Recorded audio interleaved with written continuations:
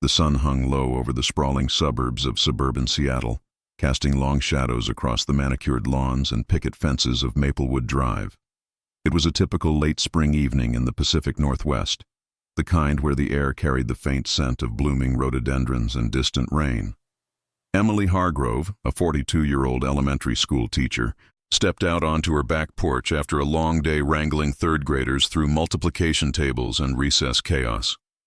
Her husband, Mark, was still at the office downtown, buried in spreadsheets for his accounting firm, and their two kids, 10-year-old Sophie and 8-year-old Liam, were inside finishing homework under the watchful eye of their golden retriever, Max. Emily paused to stretch, her sneakers scuffing against the weathered wooden planks of the porch. The backyard stretched out behind their modest two-story colonial, a patchwork of grass, a vegetable garden she'd planted with the kids, and a sturdy oak tree that had been there since the house was built in the 70s. It was her sanctuary, this little slice of green amid the gray drizzle of Seattle life. But tonight, something felt off. A soft rustling from the edge of the yard caught her ear, like leaves skittering in a breeze that wasn't there. She squinted into the fading light, her hand instinctively reaching for the porch rail. That's when she saw it, a tiny, spindly-legged creature emerging from the underbrush that bordered their property line. It was a fawn, no more than a few weeks old, its coat still dappled with white spots against the soft brown fur. But this wasn't the graceful bounding of a healthy deer. It limped heavily, its left front leg dragging awkwardly, as if it couldn't bear any weight. The animal's head bobbed with each painful step, ears twitching nervously, and its large dark eyes locked onto Emily with a mix of fear and desperation. It crossed the lawn in halting movements, weaving slightly, before collapsing in a heap just a few feet from the porch steps. Emily's heart skipped. "Oh my God," she whispered, freezing in place. Deer weren't uncommon in their neighborhood. Maplewood backed up against a swath of protected woodland that connected to Discovery Park. But seeing one this close, especially injured, was unheard of. She knelt slowly, her mind racing. Was it hit by a car? Predators? The fawn let out a weak bleat, barely audible, and tried to rise, only to flop back down.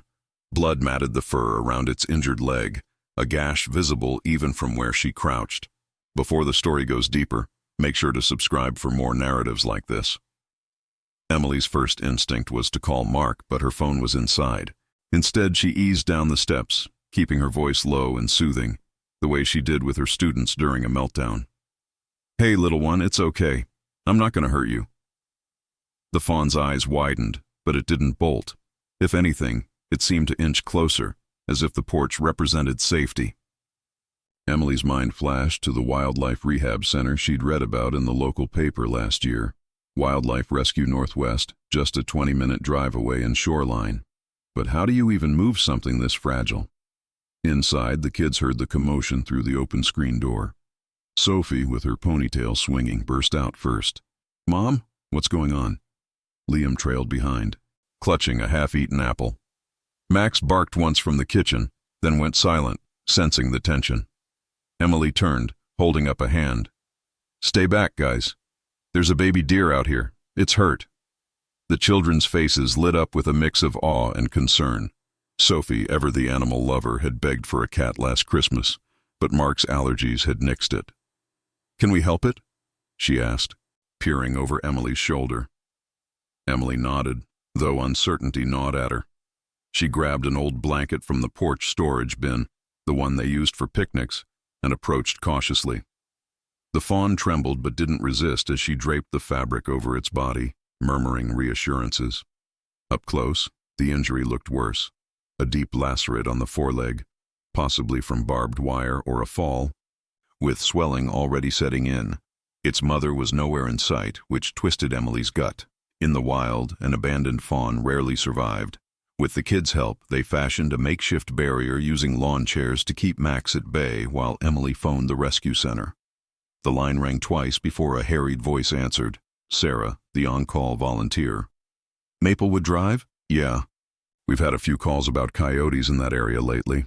Sounds like it might have tangled with one. Can you get it contained?" Emily explained the situation, her voice steady despite the adrenaline. Sarah promised to send a team, but it could take an hour with traffic on I-5. As dusk deepened, the family settled into a vigil. Liam fetched water in a shallow bowl, placing it near the Fawn, who lapped at it weakly. Sophie sketched the scene in her notebook, whispering facts she'd learned from a school video. Fawns could go days without eating, but injuries like this needed immediate care. Mark called back, his voice crackling over the speakerphone from his commute home. "I'm turning around. Should be there in 15. Just keep it calm, Em." The Fawn, which they started calling Spot for its markings, seemed to relax under the blanket, its labored breathing evening out slightly. But as the minutes ticked by, Emily noticed something peculiar. Every time she stepped away, Spot would let out a plaintive cry and drag itself closer to the porch edge, as if refusing to be left alone. It wasn't just survival instinct. There was a stubborn attachment forming, or maybe desperation. The woodland beyond the yard grew darker, alive with the chirps of crickets and the occasional hoot of an owl. Emily sat cross-legged on the grass, stroking the Fawn's flank gently, feeling the rapid flutter of its heart. Mark arrived in a flurry, parking crookedly in the driveway and rushing out with a first aid kit from the garage. Overkill for a deer, but it made him feel useful. "Poor thing," he muttered, kneeling beside Emily. The kids hovered nearby, their excitement tempered by worry. Together they monitored Spot, noting how it nuzzled against the porch step, almost possessively. The rescue team finally pulled up in a white van marked with the center's logo, 2 technicians hopping out with carriers and sedatives. As they carefully lifted the Fawn into the crate, Spot's eyes met Emily's one last time, wide and pleading. She promised herself they'd follow up, visit if possible. The van's taillights faded down the street, leaving the backyard quiet once more. But Emily couldn't shake the feeling that this wasn't the end. That tiny, limping visitor had imprinted something on their family, a bond forged in vulnerability. Little did they know, Spot's story was just beginning. The next morning brought news from the center that twisted everything they thought they knew. The morning light filtered through the kitchen blinds, painting stripes across the breakfast table where Emily nursed a steaming mug of coffee. It was one of those crisp Pacific Northwest dawns, the kind that promised a rare sunny day amid the usual overcast. Sophie and Liam were at the table, picking at bowls of oatmeal, their chatter subdued compared to the usual morning frenzy. Max sprawled underfoot, his tail thumping lazily against the linoleum. Mark had already left for an early meeting, kissing Emily on the cheek with a murmured, "Call me if you hear anything." The events of the previous evening lingered like a half-remembered dream, the backyard now empty, but for the faint imprint of where the Fawn had lain. Emily's phone buzzed on the counter, jolting her from her thoughts. The caller ID read, "Wildlife Rescue Northwest," and her pulse quickened as she answered. "Hello, this is Emily Hargrove." "Hi, Emily, it's Sarah from last night. We got the Fawn settled in. Doing okay for now, but we've got some updates." Sarah's voice was brisk, professional, laced with the exhaustion of someone who'd pulled an all-nighter. Emily gripped the phone tighter, glancing at the kids, who had gone silent. Ears perked like little spies. "What kind of updates?" Emily asked, her voice dropping instinctively as if the Fawn could hear. Sarah paused, the sound of papers rustling in the background. "First off, the injury. It's a nasty laceration, likely from a barbed wire fence or maybe a scrape against something sharp in the woods. No fractures, thank goodness, but there's infection setting in. We're starting antibiotics and cleaning it up. The little guy's a fighter, about 3 weeks old, male, weighs maybe 8 pounds. But here's the twist. We scanned for a microchip, standard procedure for rescues around here. And it has one." Emily's brow furrowed. "A microchip? Like for pets?" "Exactly. This Fawn isn't wild. It was hand-reared at a sanctuary up in Snohomish County last year, part of a rehab program for orphaned deer. Escaped or got loose during a storm a couple months back. The chip traces to Evergreen Wildlife Sanctuary. They've been searching for him ever since." The revelation hit Emily like a splash of cold water. Not wild at all. That explained the lack of fear, the way it had limped straight to the porch instead of bolting into the trees.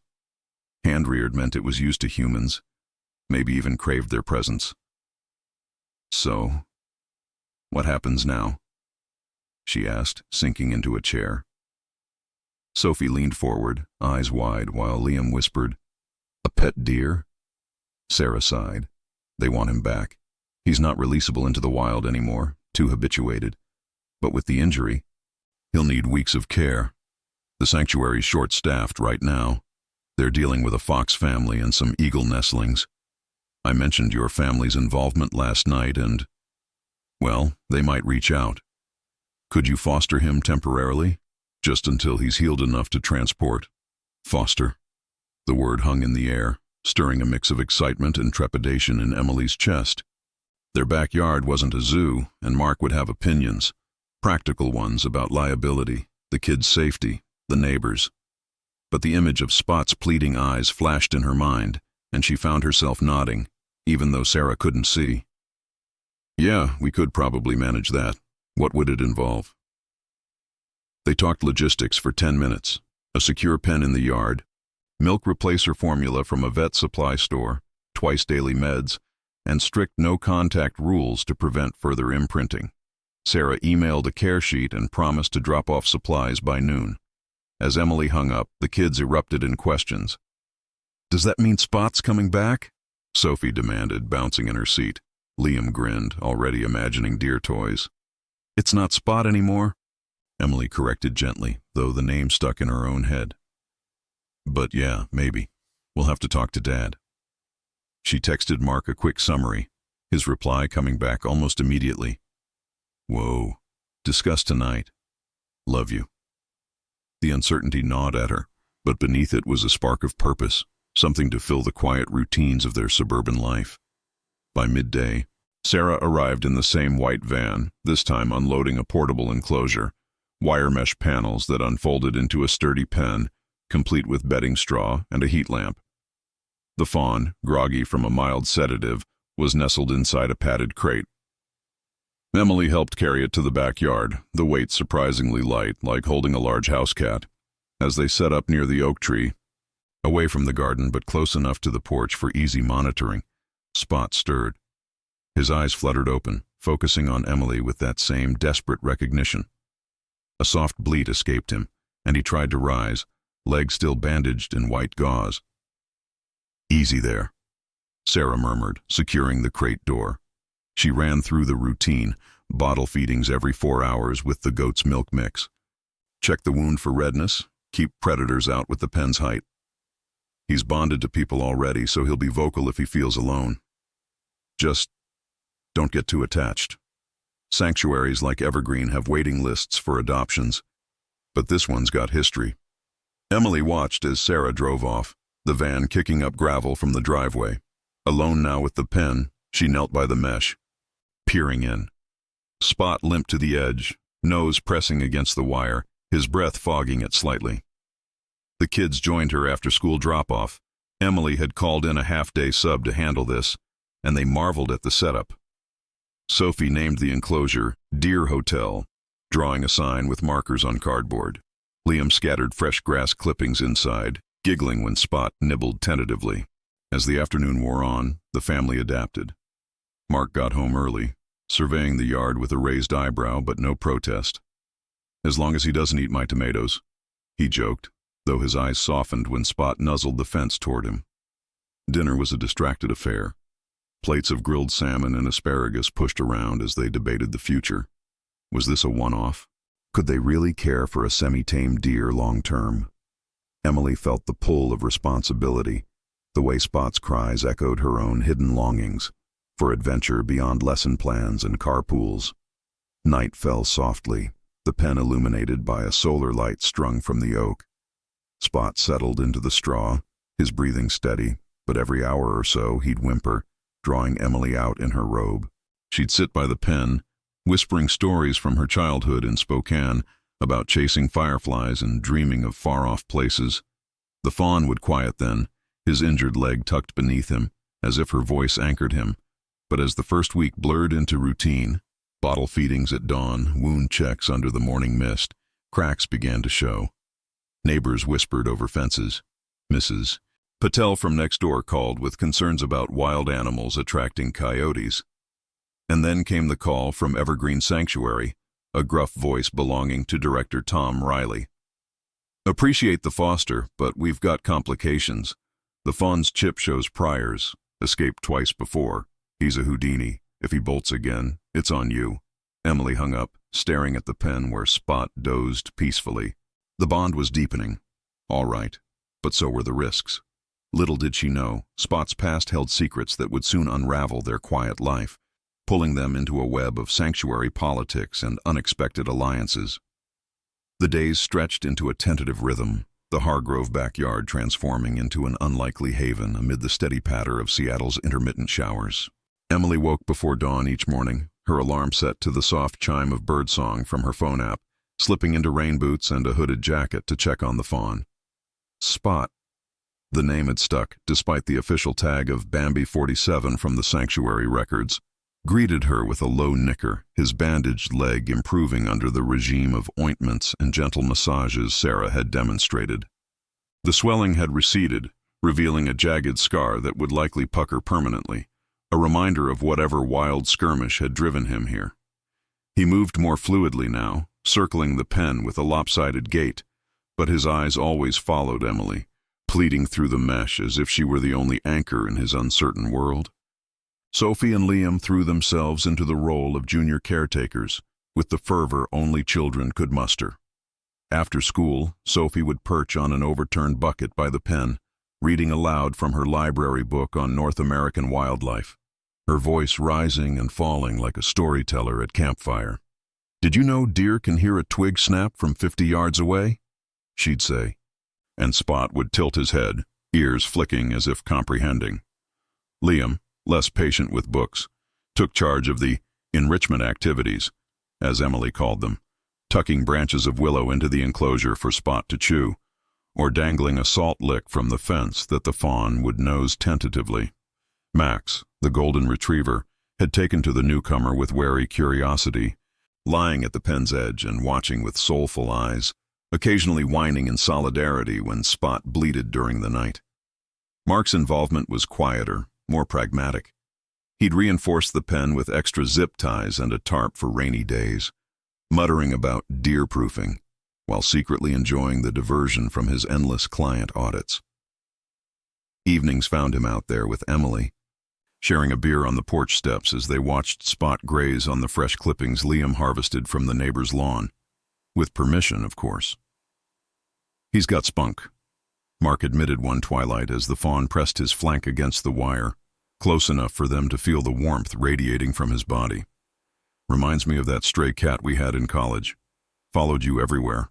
Emily smiled, leaning her head on his shoulder, the simple domesticity of it all soothing the undercurrent of worry that Tom Riley's call had stirred.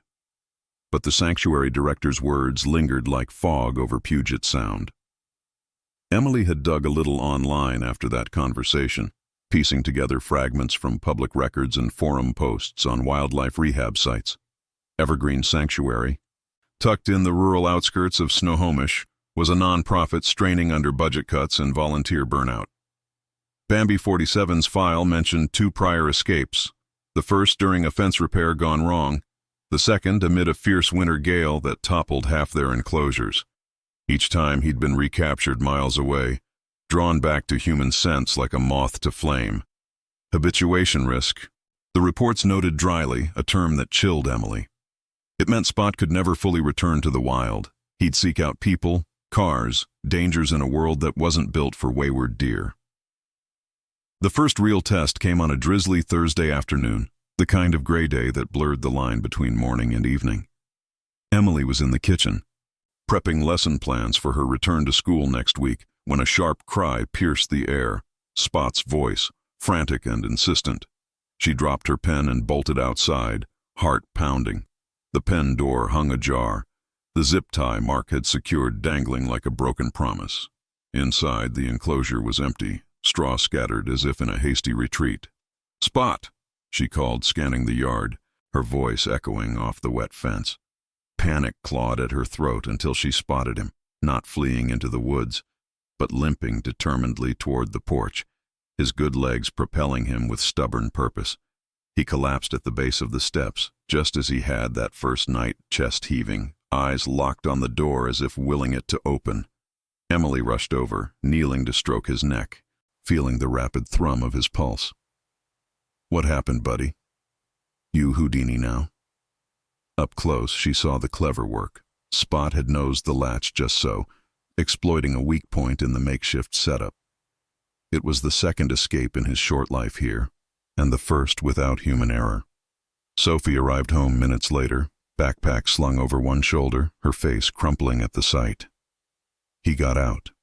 "Is he okay?" Liam followed, wide-eyed, and together they helped Emily guide Spot back to the pen, using a trail of apple slices as incentive. But as they secured the door with a proper padlock this time, Mark's insistence after a quick phone call, the Fawn let out a series of mournful bleats that tugged at Emily's resolve. He paced the perimeter, refusing to settle, his nose bumping the wire nearest the house. It was as if the porch had become his territory, a symbol of safety he wouldn't relinquish. Word of the incident spread through the neighborhood grapevine faster than Emily could brew a pot of tea.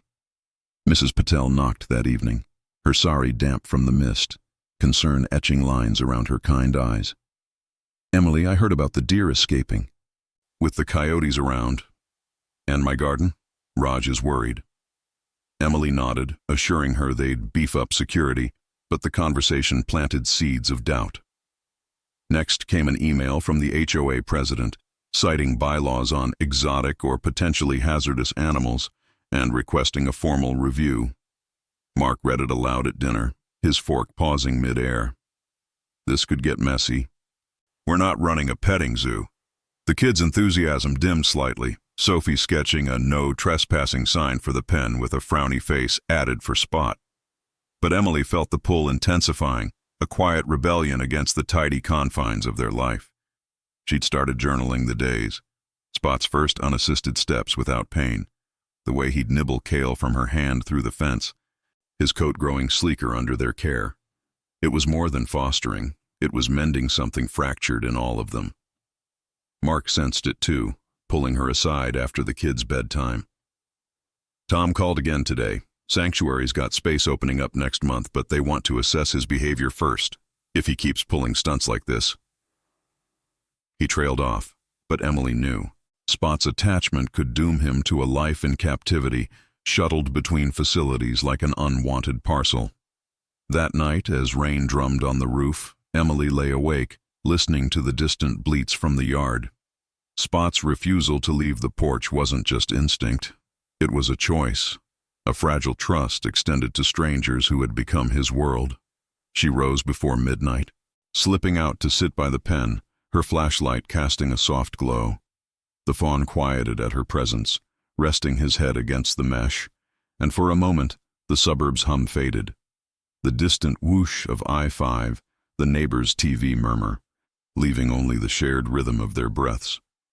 Yet dawn brought escalation. Sarah from Wildlife Rescue stopped by unannounced, her van idling in the driveway as she inspected the pen. "He's healing well, but this escape, it's a red flag.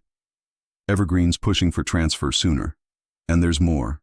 Turns out, during his last breakout, he wandered onto a farm up north, caused a stir, got tangled in irrigation lines. Owner's got a grudge, claims the sanctuary's negligent." Emily's stomach twisted. Politics she hadn't anticipated, turning their act of kindness into a liability. As Sarah drove off, Emily watched Spot from the porch, his form silhouetted against the morning mist. The Fawn met her gaze, unmoving, as if daring the world to pull him away. The bond was unbreakable now, but so were the forces closing in. Neighbors, rules, a past that refused to stay buried. Emily wondered how long they could hold the line before everything unraveled. The weekend arrived with a deceptive calm, the sun breaking through the clouds in rare, golden shafts that turned the Hargrove backyard into a patchwork of light and shadow. Emily stood at the kitchen window, watching Spot as he tested the limits of his pen once more. The Fawn's movements were steadier now, the limp reduced to a subtle hitch, but his restlessness had only grown. He'd taken to pawing at the ground near the porch-facing side, as if mapping an invisible path to the wooden steps that had first drawn him in. Emily sipped her tea, the steam curling like the worry lines on her forehead. Fostering Spot had upended their routine, turning simple Saturdays into a blur of feedings, fence checks, and whispered family debates. Sophie bounded into the kitchen, her sketchbook tucked under her arm, eyes bright with an idea. "Mom, can we build him a little ramp? Like, to the porch?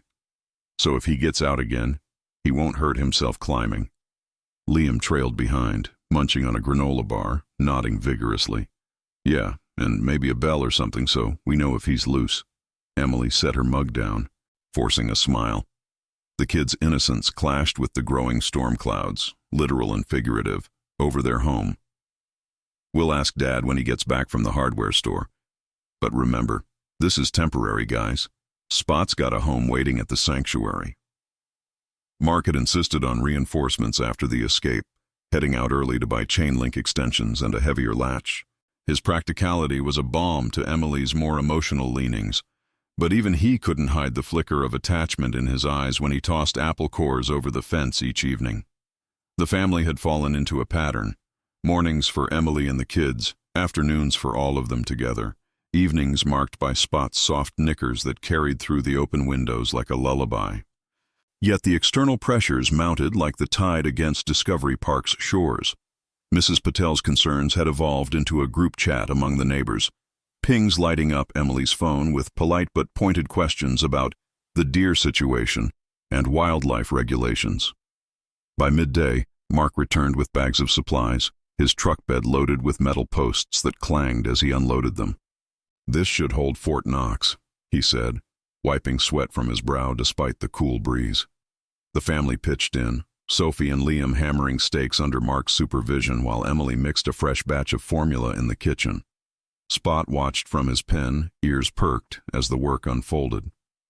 When the new barrier went up, doubling the enclosure's height and sealing it to the ground, the Fawn let out a series of frustrated bleats, circling the perimeter with renewed vigor.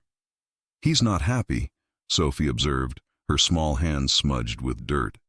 "Maybe he misses being free."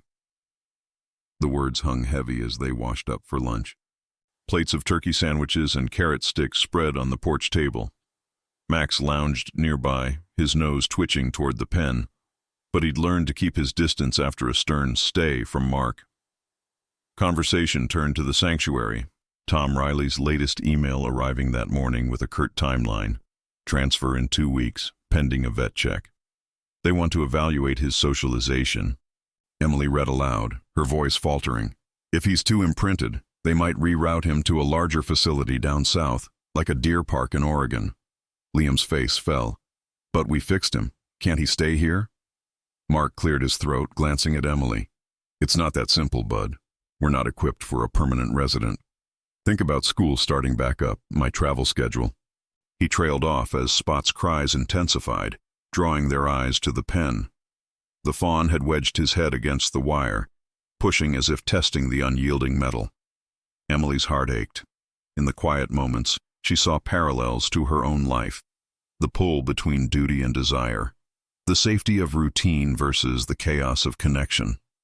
"Maybe we could petition the HOA," she suggested softly. "Explain it's temporary, supervised." Afternoon brought an unexpected visitor, Sarah from Wildlife Rescue, pulling into the driveway with a crate of medical supplies and a folder under her arm. She waved as she approached, her boots squelching in the damp grass. "Routine follow-up," she explained, though her expression suggested more. After examining Spot, checking the scar, administering a fresh dose of antibiotics. She pulled Emily aside near the oak tree. "He's progressing, but I've got news from Evergreen. That farm incident I mentioned. The owner's escalating. Filed a complaint with the State Wildlife Board, claiming the sanctuary's releases endanger livestock. Spot's escape history is Exhibit A." Emily leaned against the trunk, the bark rough under her palms. "So they're blaming him? Us?" Sarah nodded, her ponytail bobbing. "It's politics, mostly. Funding's tight. They're using this to push for stricter oversight. Tom spooked. Might accelerate the pickup to avoid scrutiny." As Sarah drove away, the weight settled deeper. Emily rejoined the family on the porch where Mark was grilling burgers for an early dinner. the sizzle mingling with the scent of charcoal and pine. The kids played tag around the yard, their laughter a brief respite, but Spot's persistent whines underscored the fragility of it all. That evening, as the sun dipped behind the evergreens, the HOA president, Mr. Jenkins, a retired engineer with a penchant for bylaws, arrived unannounced. He stood at the fence line, clipboard in hand, peering at the pen with a frown. "Mrs. Hargrove, we've received multiple reports. This setup violates Section 4.2 on non-domestic animals. I need to document for the board meeting Tuesday." Mark stepped forward, wiping his hands on a towel, his tone even but firm. "It's a licensed foster through Wildlife Rescue, temporary and contained. We're not having parties with the deer." Jenkins scribbled notes, unmoved. "Licenses don't override HOA rules. Expect a fine if it isn't resolved." The confrontation left a sour taste, the family retreating inside as twilight deepened. Sophie curled up on the couch with her sketchbook, drawing Spot with exaggerated freedom, galloping through meadows far from fences. Liam fiddled with a toy truck, his usual energy subdued. Emily and Mark sat at the kitchen table, poring over the care logs and sanctuary emails, the glow of the laptop casting shadows on their faces. "We could fight it," Emily said, her voice low. "Call the board, get Sarah to vouch." Mark rubbed his temples. "Or we let him go now before it blows up. The kids. They'll understand eventually." But as night cloaked the neighborhood, Spot's cries pierced the quiet, more insistent than before. Emily slipped out, flashlight in hand, finding him pressed against the pen's edge, eyes reflecting the beam like polished obsidian. She sat cross-legged on the dew-kissed grass, murmuring reassurances through the wire. "Hang in there, little guy. We're trying." The Fawn quieted, his breath sinking with hers, but in that intimacy, Emily felt the unraveling accelerate. The sanctuary's pressure, the neighbors' unease, the HOA's hammer, it all converged, threatening to shatter the fragile world they'd built around this limping intruder. The next morning dawned with a phone call that tipped the scales.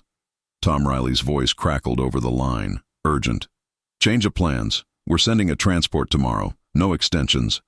Emily stared at the pen from the window, Spot grazing peacefully, oblivious. The refusal to leave the porch had become a symbol of defiance, but defiance had its limits.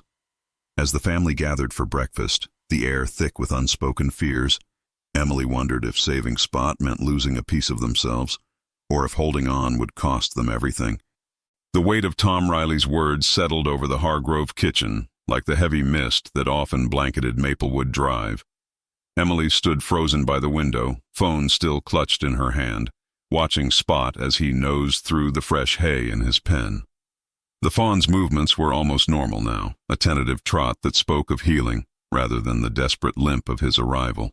But the sanctuary's ultimatum cut through the morning calm, turning the steam from her coffee mug into a veil she wished could obscure the reality ahead. Tomorrow. No more delays, no pleas for time. The transport van would come, crate Spot up, and whisk him back to Evergreen, where bureaucracy and budgets would dictate his fate. Sophie slid into her chair at the table, backpack already slung over one shoulder for the school bus that would rumble down the street in 20 minutes. "Mom, you okay? You look like you saw a ghost." Liam, still in his pajamas, paused with a spoonful of cereal halfway to his mouth, milk dripping onto the formica. Mark emerged from the hallway, tie loose around his neck, sensing the shift in the air before Emily even spoke. He poured himself coffee, black and strong, and leaned against the counter. "That the sanctuary?" Emily nodded, her voice barely above a whisper as she turned from the window. "They're coming tomorrow. No extensions. Tom's worried about the complaint from that farm. Says it could jeopardize their funding if Spot causes any more incidents." The words tasted bitter, like the oversteeped tea she'd forgotten on the sill. Mark's jaw tightened, his fingers drumming a silent rhythm on the mug. He'd spent the night tossing, replaying the HOA standoff with Mr. Jenkins, the neighbor texts piling up like unpaid bills. "We knew this was coming. Better to rip the Band-Aid off quick. The kids will be upset, but..." "But what?" Sophie interrupted, her eyes narrowing in that fierce way she got when defending her animal facts from class debates. "Spot's better here. He doesn't want to go back to some cage in Snohomish. Remember how he got out? He came right to the porch. That's his home now. Liam nodded vigorously, abandoning his bowl to hug his knees. Yeah, Dad, we can hide him, like in that book about the lost dog. The innocence in his plea twisted Emily's gut, a reminder of how this had started as a simple rescue and ballooned into a family fracture. Mark knelt to Liam's level, his voice gentle but firm, the accountant in him calculating risks even now. We can't hide a deer, buddy. Not in our yard, not with the neighbors watching and the HOA circling like vultures. It's not fair to Spot, or to us. He glanced at Emily, a silent question in his eyes. How do we make this right? Breakfast devolved into subdued bites, the clink of spoons echoing the unspoken goodbye looming over them. As the school bus honked outside, Sophie hugged Emily tightly, whispering, "Promise you'll fight it, Mom." Emily squeezed back, her throat tight. "I'll try, sweetie. Go learn something amazing today." Alone with Mark, the house felt emptier, the tick of the wall clock amplifying the void Spot's departure would leave. They stepped onto the porch together, the wooden planks creaking under their weight, and approached the pen.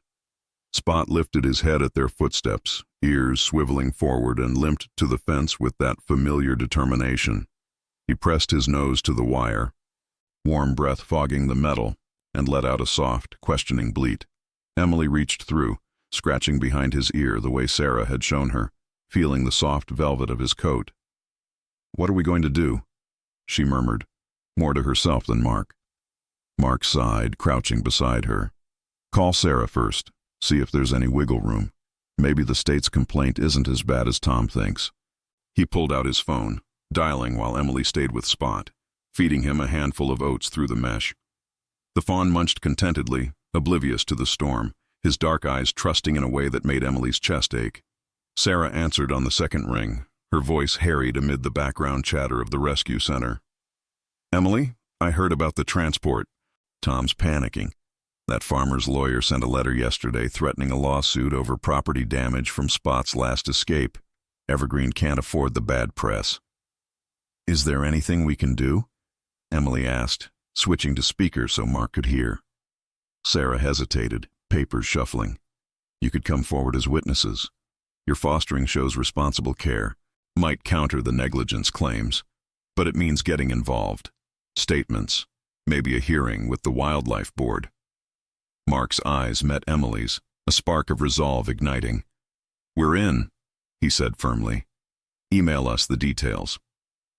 As they hung up, a plan began to form, fragile as the morning dew on the grass.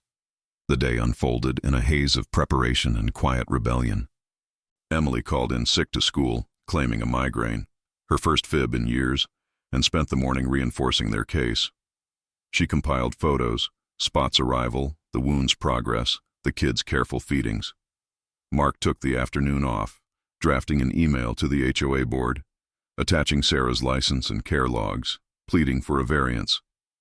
"Temporary compassion," he titled it, ever the wordsmith. By lunch, replies trickled in, Mrs. Patel offering support after seeing the pics, even Mr. Jenkins grumbling a neutral, "I'll review." But the sanctuary remained unmoved. Tom's assistant confirmed the van for 10 a.m. sharp.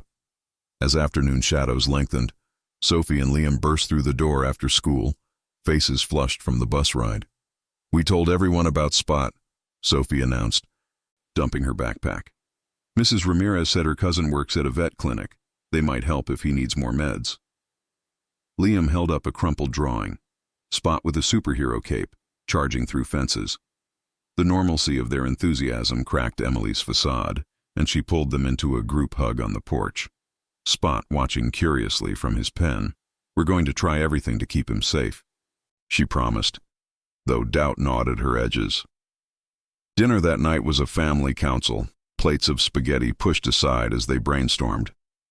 Mark sketched a larger enclosure idea, one that could pass HOA muster with solar fencing. Sophie suggested a petition, knocking on doors to rally neighbors. Liam wanted to talk to Spot about staying put. Laughter mingled with tears, the bond they'd forged with the fawn weaving tighter threads around their own lives. Afterward, as stars pricked the Seattle sky, Emily took the night watch alone. She sat by the pen with a thermos of tea, recounting the day's battles to Spot in hushed tones.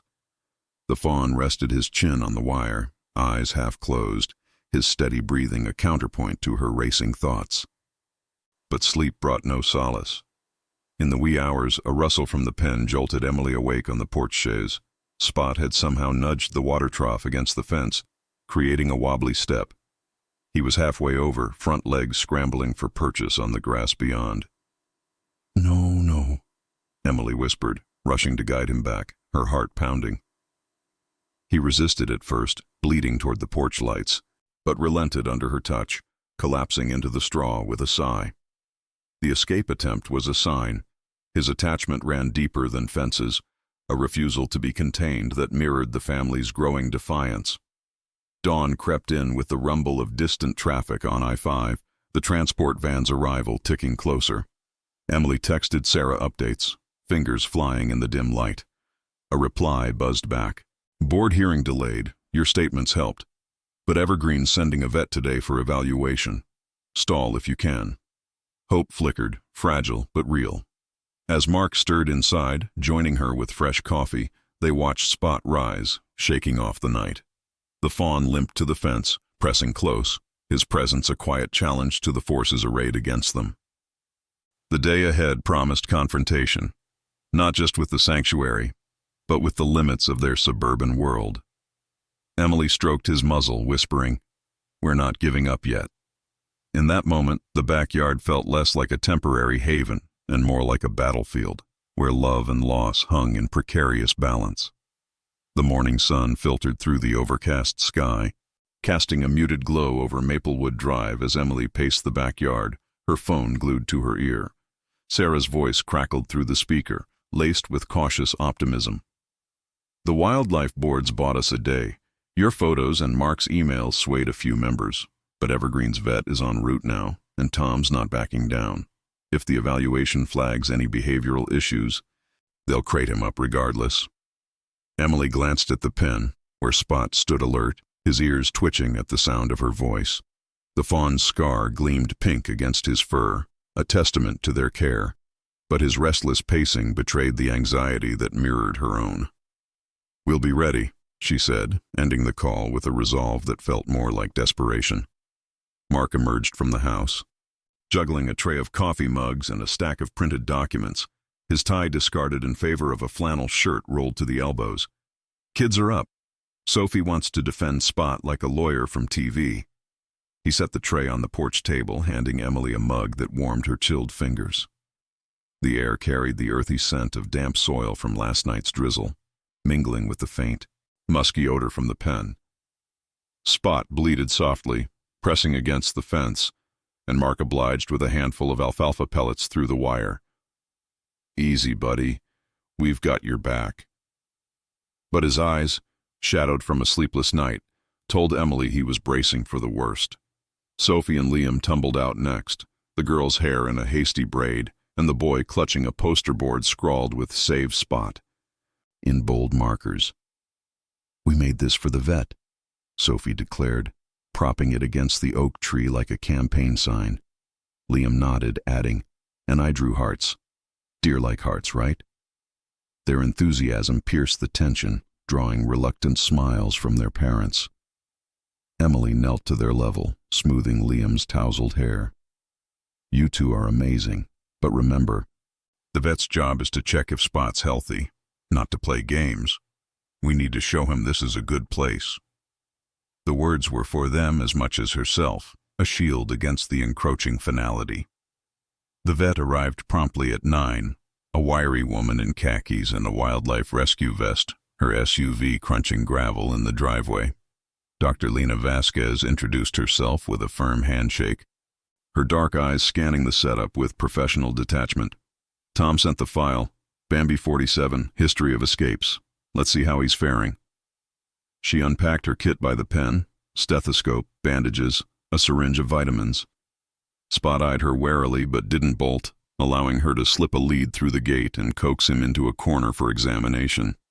Emily hovered nearby, heart thudding as Lena palpated the leg, listening to his chest with the cold metal disc. "Healing nicely. No infection rebound. Weight's up 2 pounds. You're doing solid work here." Relief washed over Emily, but it was short-lived. Lena straightened, jotting notes on a tablet. "Behavior, though. He's imprinted hard. Watch this."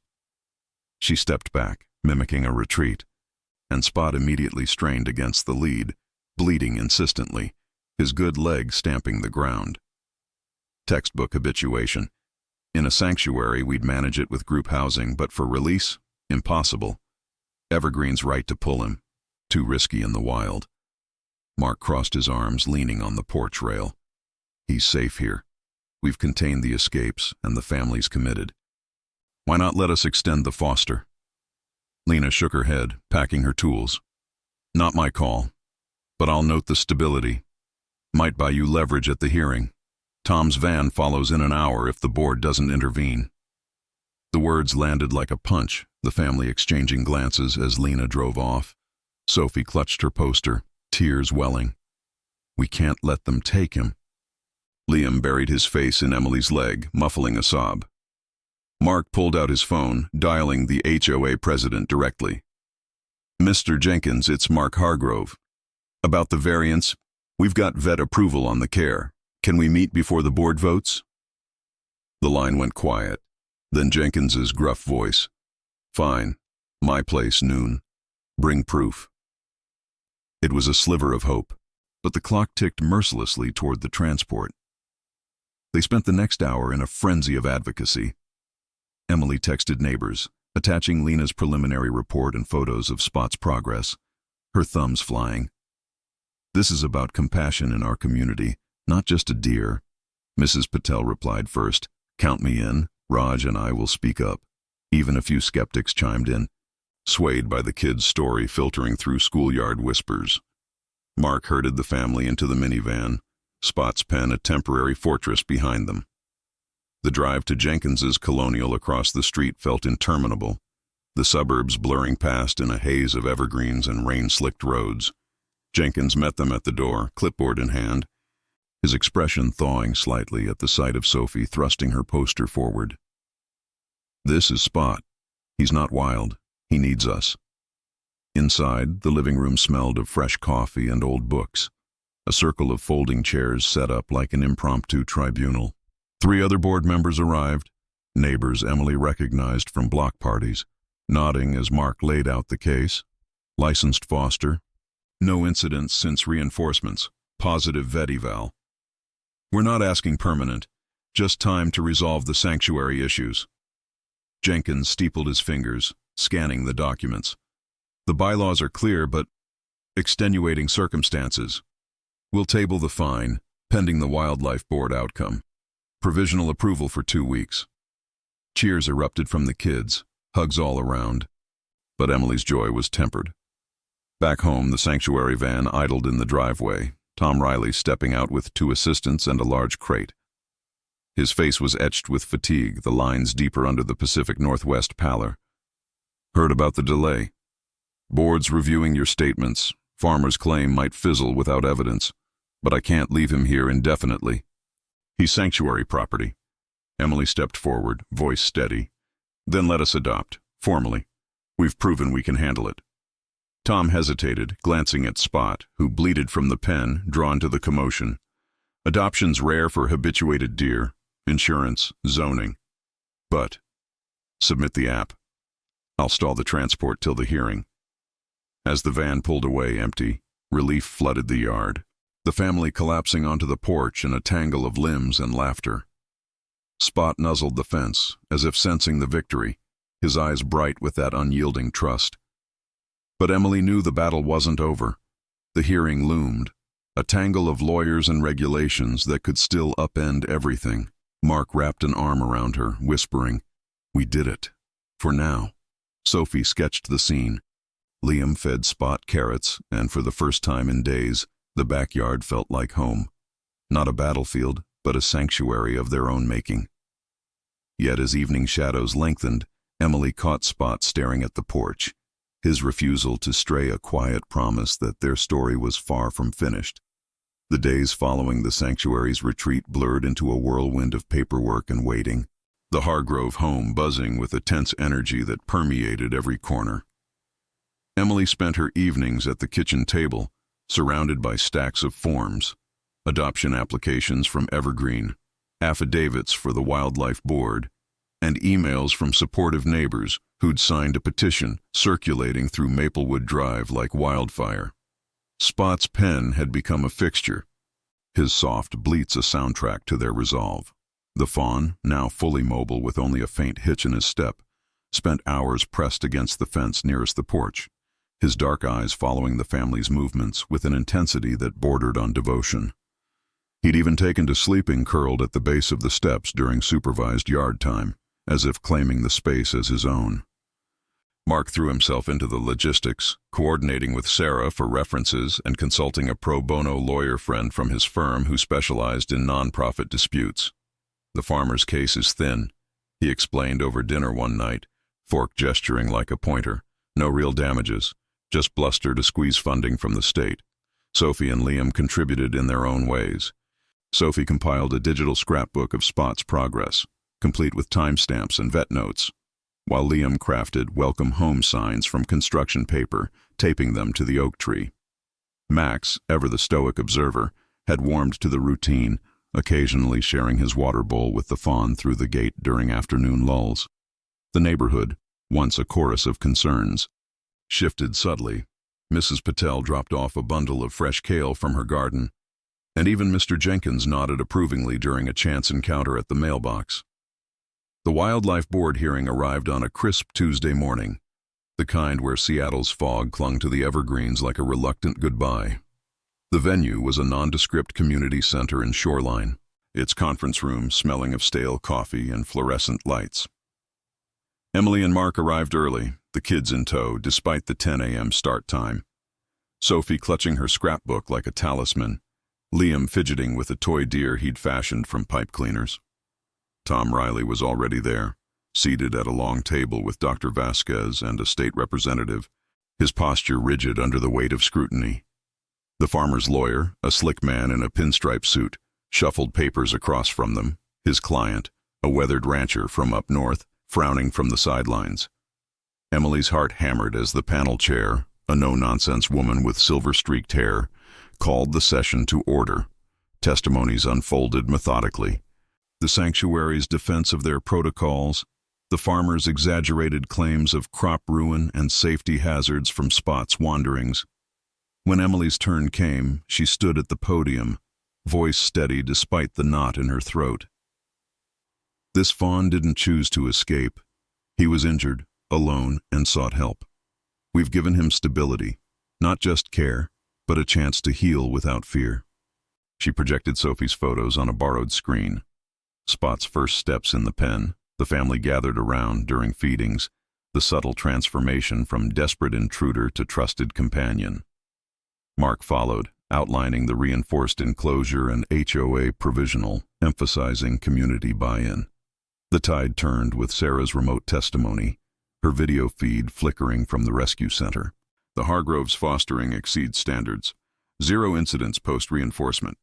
Habituation is a risk, yes, but managed adoption mitigates it better than shuttling him between facilities.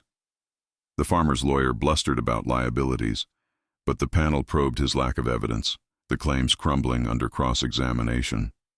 Tom, surprisingly, didn't fight the adoption pitch, perhaps seeing the writing on the wall, or maybe a flicker of relief at offloading the headache. If they meet zoning and insurance, he conceded, Evergreen supports transfer of custody.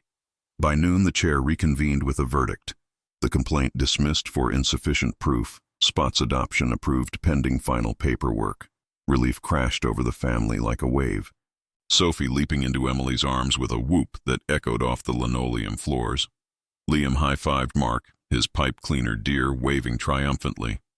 Outside, under a sky finally breaking to blue, they lingered in the parking lot, the weight lifting as Tom approached with a tentative handshake. "You fought hard. He's lucky." Emily nodded, tears pricking her eyes. "We all are." The drive home was a celebration in motion, windows down to catch the salty breeze off the sound, the kids chattering about expanding the pen into a full run. Spot greeted their arrival with a series of joyous leaps against the fence, his scar barely visible now under the glossy summer coat. That afternoon, with Sarah's help, they dismantled the temporary barriers, integrating a larger, deer-proofed area that hugged the backyard's edge, complete with a shaded shelter and a direct path to the porch steps. Spot wasted no time, limping no more as he bounded straight to the wooden planks, circling them possessively before settling with a contented sigh, his head resting against Emily's knee as she sat nearby.